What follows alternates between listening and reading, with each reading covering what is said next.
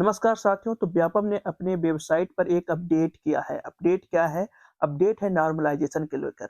Normalisation को लेकर के इतने सारे प्रश्न चिन्ह खड़े हो रहे थे कि व्यापम को कुछ ना कुछ हल उसका ढूँढना ही था, तो उसने हल ढूँढा और ये देखते हैं कि क्या कैसे किस तरीके से उसने अब नॉर्मलाइजेशन की प्रक्रिया को करने की कोशिश की है।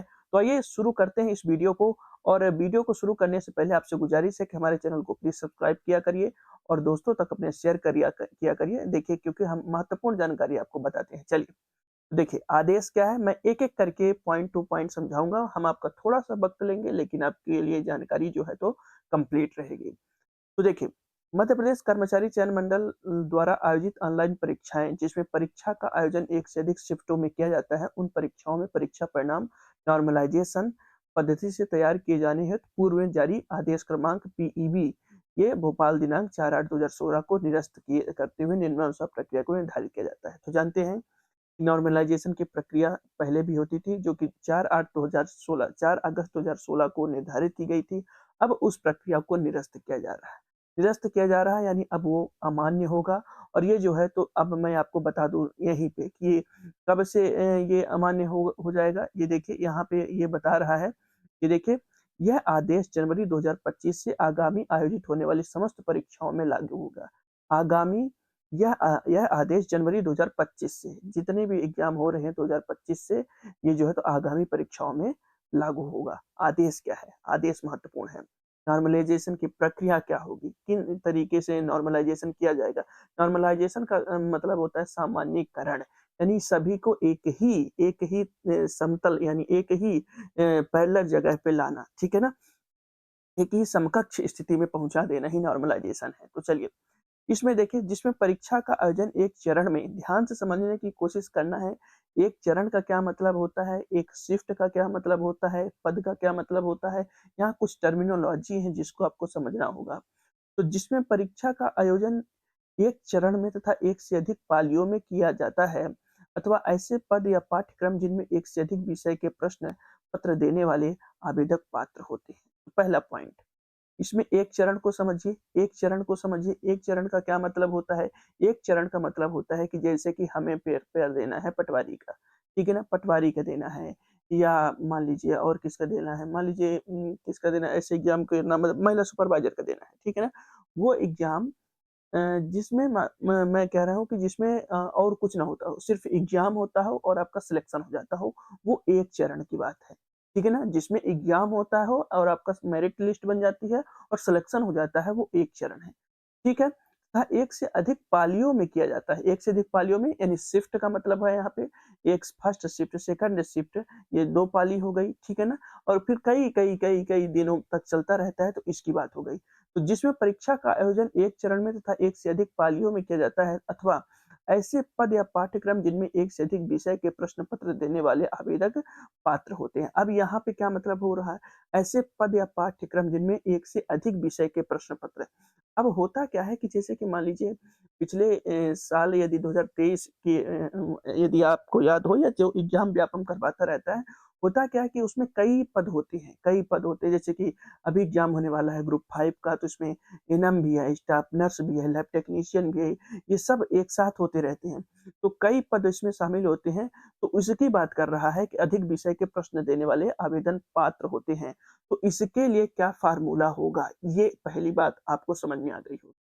सिंपल से हमारी बात को समझना है कि जो एक चरण में होता है जिसमें सिर्फ़ एग्ज़ाम होता है और मेरिट लिस्ट जारी कर दी जाती है और कई शिफ्ट में होता है तो उसका फ़ॉर्मूला अलग होगा और जिसमें अब दूसरी पॉइंट है कि ऐसी परीक्षाएँ जिनका आयोजन परीक्षा का आयोजन बहुचरण में जैसे कि पुलिस कांस्टेबल रिक्रूटमेंट टेस्ट में प्रथम चरण में ईएसबी द्वारा लिखित परीक्षा का आयोजन एवं संबंधित विभाग द्वारा भौतिक परीक्षण फिर शारीरिक दक्षता परीक्षण का आयोजन किया जाता है। बिल्कुल, अब आपको बेसिक सी बात है कि एकदम समझ में आ जा रहा होगा।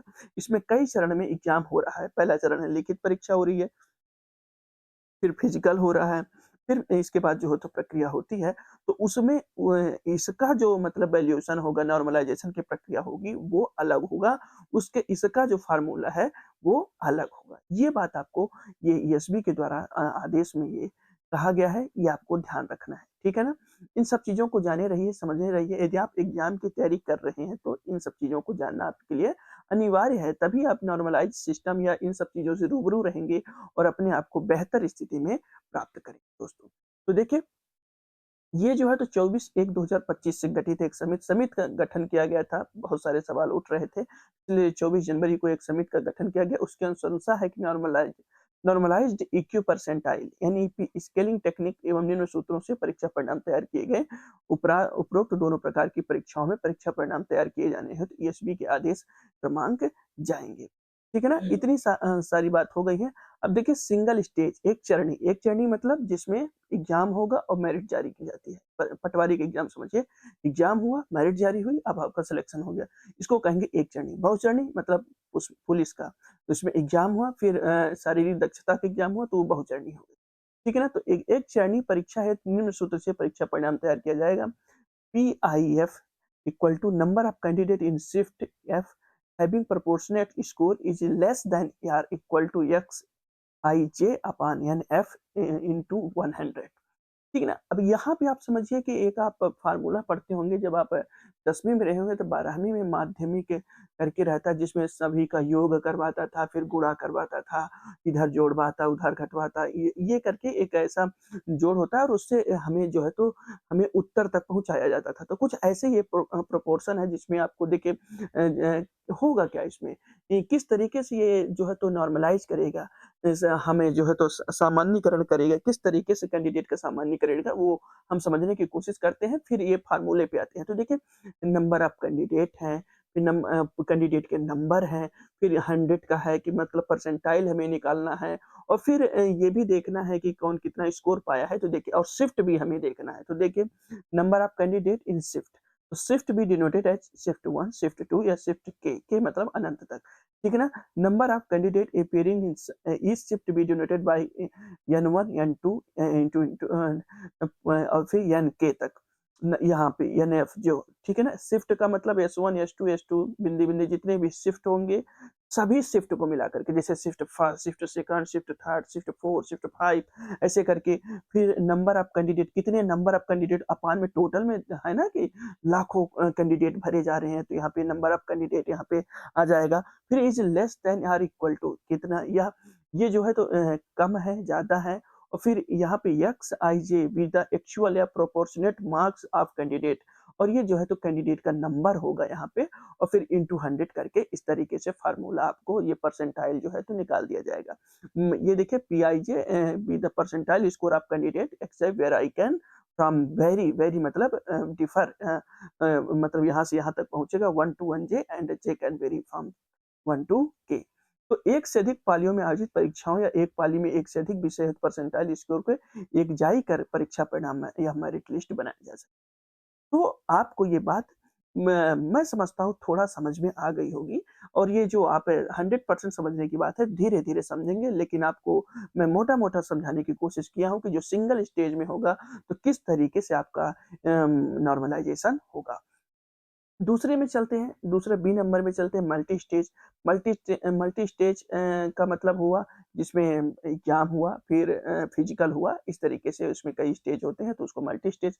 फिर इंटरव्यू हुआ, तो उसको मल्टी स्टेज, तो उसमें सबको मिला कर के जो लिस्ट तैयार की जाएगी, मेरिट लिस्ट, वो मल्टी स्टेज की बात कर रहा है। तो बहुचरणीय परीक्षा है, तो निम्न सूत्र से परीक्षा परिणाम तैयार किया जाएगा। सूत्र देख लेते हैं, फ़ॉर्मूला। फ़ॉर्मूला से ही तैयार होता है। अब ये गणितीय चीज़ें हैं, तो थोड़ा-सा हमें टफ लग सकता है, लेकिन हमें क्या करें, समझना पड़ेगा दोस्तों। In case where MP ESB conduct examination in 2 phase या स्टेज, 2 फेज में यदि एमपीएसबी एग्जाम करवाता है, where the first is through the competitive examination followed by physical और पर्सनल इंटरव्यू या examination, it is not appropriate to add the proportionate score or the percentile score of the first phase with the scores received in the second phase stage. In the scenario, MPSV will adopt the following methodology। देखिए, जो first stage में होता है, यदि shift wise paper होता है या इसका होता है, तो इस तरीके से इसने बताने की कोशिश की है कि कैसे इसका मतलब सूत्र निकाले। Compute the percentile score P I of the proportionate score obtained by the candidate as described at a above. ठीक है ना? उसी तरीके से जो है तो शिफ्ट बाय पेपर होगा, तो जैसा इसमें बताया गया है, तो शिफ्ट वाले पेपर का ऐसे ही इस तरीके से जो है तो सॉल्व कर दिया जाएगा उसी फार्मूले से।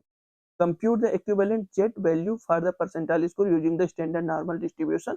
ये थोड़ा-सा इस तरीके से ये बातें समझाने की कोशिश कर रहा है और ये एक जेट का फ़ॉर्मूला ये राउंड वो जो नॉर्मलाइज़ेशन है और P1 और जो हमने पहले ए नंबर में प्राप्त किया है अपॉन 100 माइनस ये 0.0 और ये करके ये फ़ॉर्मूला जो है तो ये बताने की कोशिश किया है इसने। तो जो महत्वपूर्ण जो आपको लोगों को समझ में आ रहा होगा, जो सबसे ज़्यादा एग्ज़ाम होते हैं वो फर्स्ट फ़ेज़ में होते हैं और ये वाला जो सिंगल स्टेज वाला है ये समझना ज़्यादा ज़रूरी था। इसीलिए मैंने इसको बेहतर तरीके से आपको समझाने की कोशिश की है, बाकी इसको आप समझने की कोशिश और अच्छे से करिएगा। जितना मुझे समझ में आया है वो मैंने समझा दिया दोस्तों। मैं इस चीज़ में कोई मतलब वो नहीं मानता हूँ कि ये है वो है। थोड़ा-सा मैं यहीं पे बताता हूँ कि अब ये पहले किस तरीके से ये होता था, पहले ये जो है तो इस तरीके से एग्ज़ाम होता था, इसका एग्ज़ाम नॉर्मलाइज़ेशन होता था। ये देखिए, परीक्षा में नॉर्मलाइज़ेशन पद्धति इस तरीके से किया जाता था, इसका ये फ़ॉर्मूला होता था। इसमें ये इसने बदलाव किया है, ये आप देख सकते हैं। ये 112 करके जो आप जब नोटिफ़िकेशन आप पढ़ते होंगे तो ये इस तरीके से रहता है। ये नॉर्मलाइज़्ड मार्क, ये फर्स्ट कैंडिडेट इन सेशन, ये इसमें बदलाव किया है। तो ये कितना बेहतर है और या कितना मतलब ये बेहतर है या नुकसानदेह है विद्यार्थियों के लिए, ये इसका जो मतलब इसका जो फैसला है तो आगे आने वाले एग्ज़ाम से ही हो सकेगा और आप लोग बताएँगे कि किस तरीके से ये कारगर है और फैसले मतलब जो मेरिट लिस्ट जारी की जाएगी और धीरे-धीरे समझ में आती है। जो नई चीज़ें आती हैं तो धीरे-धीरे समझ में आती है, चाहे आप कितना भी समझ रहे हों क्योंकि जब तक ये प्रैक्टिकल नहीं उतरेगा, प्रैक्टिकल हमारे मतलब एग्ज़ाम में अप्लाई नहीं होगा तब तक ये पूरी चीज़ें समझ में नहीं आने वाली हैं। दोस्तों ये एक जानकारी थी जिसमें मैंने आपको बताया कि ये नॉर्मलाइज़ेशन सिस्टम जो है तो आयोग ने आदेश दे दिया है और इसमें पैटर्न पूरा चेंज हो चुका है नॉर्मलाइज़ेशन का और उसका फ़ॉर्मूला चेंज हो चुका है। तो इसको अच्छे से देखिए, समझने की कोशिश कीजिए और अपने दोस्तों तक ये वीडियो को पहुँचाइए और यदि ऐसे ही वीडियो और प्राप्त करना हो तो हमारे चैनल को सब्सक्राइब कर लीजिए, बेल आइकन दबा लीजिए ताकि हम आपको ऐसे ही महत्वपूर्ण अपडेट आपको आप तक पहुँचाते रहें दोस्तों। धन्यवाद।